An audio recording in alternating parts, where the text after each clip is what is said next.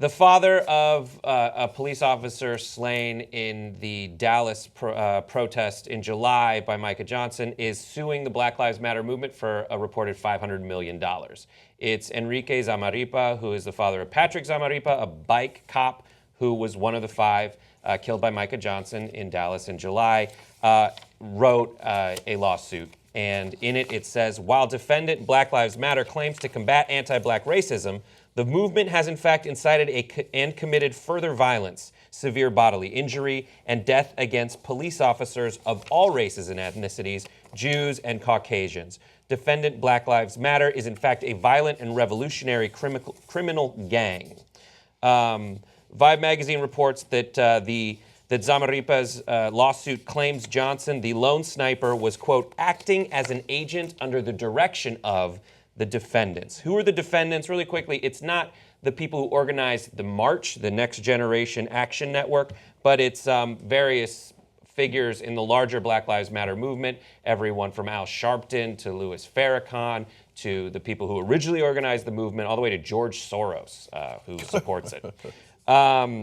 Now, the quote from the father, Enrique Zamarripa, is, I want justice for my son. He served 3 tours in Iraq. He protected his country and he protected everybody, and he gave up his life doing that. When people were running away from the gunshots, he was running toward them.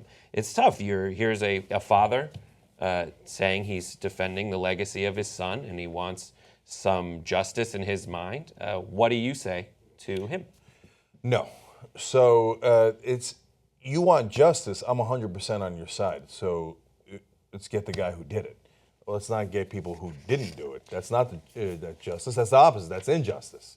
So even as I read this story, and his claims are preposterous, I still feel terrible for him because his son died. Right. You know, there's nothing that fixes that, and so he gets to strike out in grief in different ways.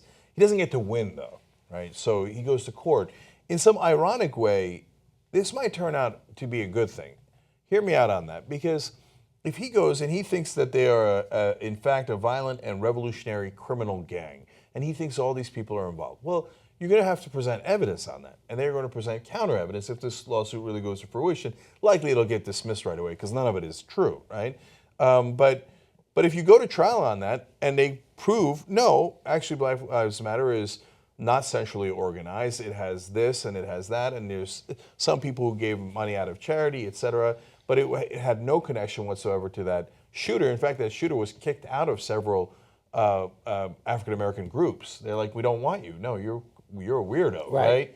And so if you prove all that out, but again, I'm hoping that people are acting rationally and looking at it logically. You can have all the evidence in the world, still so the guys who believe this will come out of that trial going, oh, yeah, they just covered it up because it was rigged or something, right?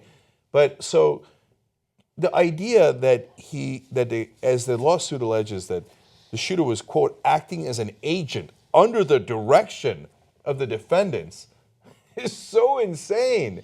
George Soros told him, okay, I need you to go get a rifle, okay, and go and shoot as many cops. Really? Look, in his grief, if he believes that, he's wrong, but I get it. But anyone who didn't have their son killed and is traumatized by that, you have to realize how insane that is. There's no evidence for that. Of course there's no evidence for that whatsoever. There's evidence to the contrary. As I said, he got kicked out of several African-American groups. But, you know, but a lot of people in the country really believe in this conspiratorial way of thinking that Louis Farrakhan got together with George Soros, who got together with a person named Malik Zulu Shabazz, and they got this guy and they got him to kill cops. It's not remotely true. And if you go to court, you know, the best case scenario for you is you're going to find out it's not true. Maybe you'll get some closure out of that. I don't know. I don't know if you can think rationally. This continues to make him illustrate how much he doesn't understand, or actually does maybe understand, sadly, the way the criminal justice system works. It's like, well, Black Lives Matter. I mean, we prosecute and put away black folks all the time, so they have to be on my side, right? They have to realize that it's the black people's fault. So if you really want to think about where the origins of your problems came from, and this is something that we've always, at least I like to always say, think about what's happening before it happens personally to you.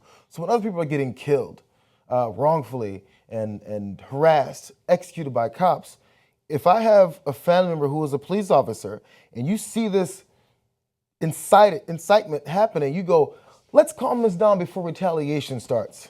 Let's stop this now. Hey, listen, before we get to the melting point, let's relax, you guys. I have a son who's a cop. I don't want him targeted by people who are mad at cops because these certain ones do their issues. You're quiet at that point. When you see families of murdered black people in this country and you go, whatever, but now it matters because it's yours. You didn't care before. Now it matters because it's yours. Maybe even if you want to be selfish about it, I don't want mine to die, so do something then. Don't wait till now with this made-up cockamamie lawsuit. It doesn't make any sense. And there were hundreds of people at this march. Like, those hundreds of people weren't shooting people.